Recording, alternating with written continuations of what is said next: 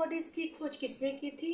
Emil von boring. Antibodies सबसे पहली बात तो इसका डिफिनेशन जान लेते हैं, लेकिन उससे पहले ये जान लेते हैं कि किसने एंटीबॉडीज डिस्कवर की थी। एमिल वॉन बेहरिंग ने। डिफिनेशन है कि एंटीजन के रिस्पॉन्स में इम्यून सेल्स होती है। कौन कौन होती है immune cells? B lymphocyte and T lymphocyte. दो इम्यून सेल्स होती हैं। तो ये इम्यून सेल्स एक केमिकल प्रोड्यूस करती हैं, प्रोटेक्टिव केमिकल प्रोड्यूस करती हैं, that is called what? Antibodies. जो एक एंटीजन के रिस्पॉन्स में immune cells protective chemical produce करती हैं, दैट इज कॉल्ड, वो कौन है? एंटीबॉडी।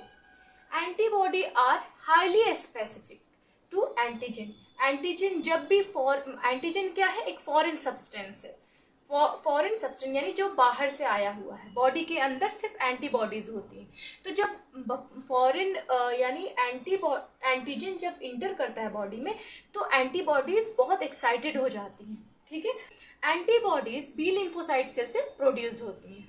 बी लिम्फोसाइट सेल से एंटीबॉडीज प्रोड्यूस होती हैं। The B lymphocyte cells produces about 2000 molecules of antibodies per second। यानी कि बी लिम्फोसाइट सेल्स जो है वो पर second 2000 molecule of antibodies produce करते हैं। अब ये टाइप्स ऑफ एंटीबॉडीज देखते हैं। एंटीबॉडीज 5 तरह की होती हैं। IgG, IgA, IgD, IgE and IgM।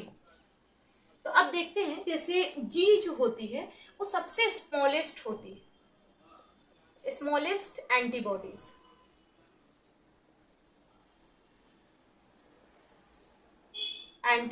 Okay. और ये जो होती है G जो होती है, मतलब IG का मतलब क्या होता है? एंटीबॉडीज को हम एक और नाम से जानते हैं, कौन सा? इम्यूनोग्लोब्यूलिन। IG जो कैपिटल G होता है, IgG, ये स्मॉलेस्ट एंटीबॉडीज, और ये प्लासेंटा को क्रॉस कर जाती है। प्लासेंटा को क्रॉस कर जाती है, और ये सबसे स्मॉलेस्ट एंटीबॉडीज। ओके। सबसे ये होती हैं मोनोमर होती हैं, स्ट्रक्चर में मोनोमर होती हैं। IgG जो है ये मोस्ट अबंडेंट है, बट पूरी बॉडी में नहीं, सीरम में मोस्ट अबंडेंट। सीरम में मोस्ट अबंडेंट। ओके। और ये मोनोमर है, यानी इसकी 2 लाइट चेन और 2 हेवी चेन होती है। अब हम देखते हैं IgA। ठीक है। IgA एंटीबॉडी हमारे sebum, sweet, colostrum,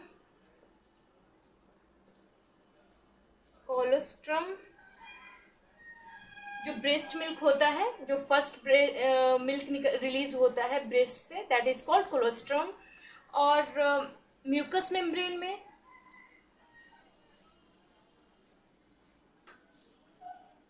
mucus membrane of nose. Okay. एक और चीज यहाँ पे जान ले कि जो एक्सक्रीटा होती है किसी मतलब फीसेस जो होती है, ठीक है, उसके में भी IgA प्रेजेंट होता है। It's called what? Caprio antibody. यहाँ पे लिख दे, कैप्रो एंटीबॉडी। इसका मतलब क्या हुआ कि जो एक्सक्रीटा में भी एंटीबॉडी A पाई जाती है। ओके। और थ्रोट में, बकल कैविटी में, सब में ये IgA एंटीबॉडी प्रेजेंट होती है।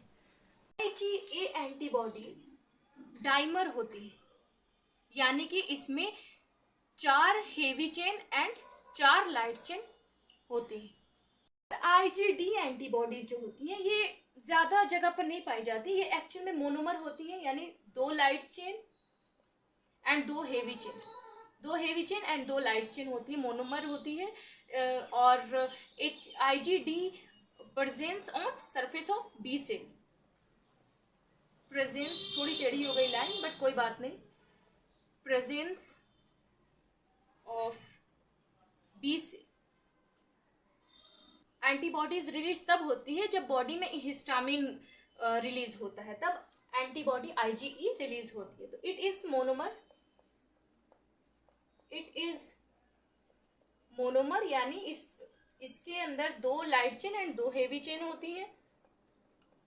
It is monomer, it is produced during, कब होती है, जब एलर्जिक रिएक्शंस होती हैं, ड्यूरिंग एलर्जिक रिएक्शंस के दौरान आईजीई एंटीबॉडी रिलीज होती है।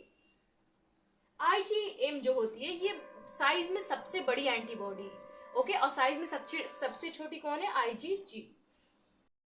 और आईजीएम को हम मैक्रोग्लोब्यूलिन भी कहते हैं, यहाँ पे लिख दे, मैक्रोग्लोब्यूलिन भी कहते हैं, और ये पेंटामर होती है, पेंटामर होती है, ओके। इसमें जो हेवी चेन 5 और लाइट चेन भी 5 होती है। पेंटामर होती है कौन, आईजीएम, एंड ये लार्जेस्ट इन साइज होती है, यानी सबसे बड़ी होती है एंटीबॉडी। आईजीएम एंटीबॉडी तब रिलीज होती है जब ब्लड में इनकम्पैटिबिलिटी आ जाती है एबीओ ब्लड ग्रुप का, जैसे कि आपका बी पॉजिटिव है और आपको बी निगेटिव ब्लड ग्रुप आ गया है, तो उस टाइम कौन सी एंटीबॉडी रिलीज होगी, आईजीएम, ओके। तो यहाँ पे लिख देते हैं, it is produced in response